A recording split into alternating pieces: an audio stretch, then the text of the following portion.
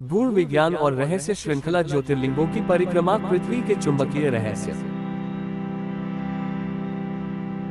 शुरुआत होती है एक शांत वाणी से।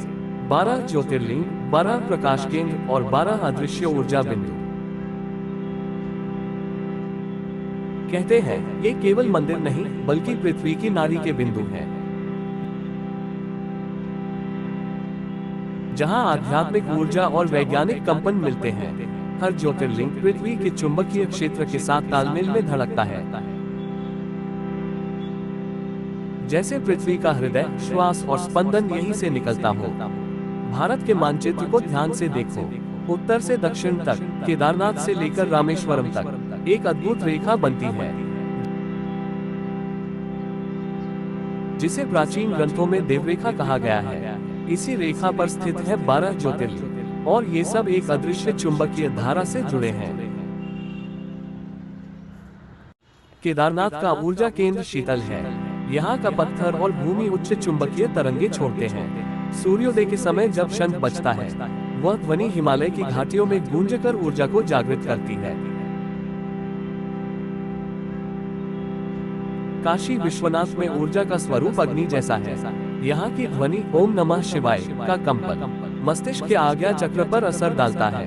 कहा जाता है जो यहाँ ध्यान करता है उसका मन स्थिर और अंतर्ज्ञान प्रबल हो जाता है। सोमनाथ समुद्र के किनारे स्थित है। यहाँ की लहरें और चट्टानों का कंपन मंदिर के गर्भगृह से टकराकर एक विशेष तरंग बनाते हैं। विज्ञान कहता है ये जगह भूचुंबकीय ध्रुव के समीप है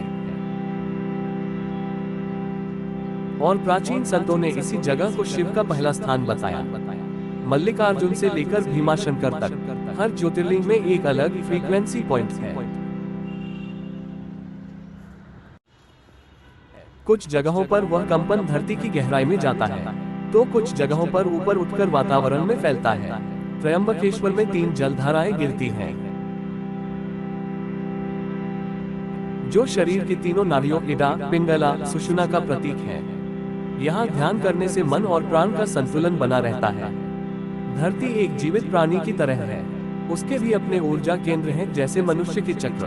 12 ज्योतिर्लिंग पृथ्वी के वही चक्र बिंदु हैं,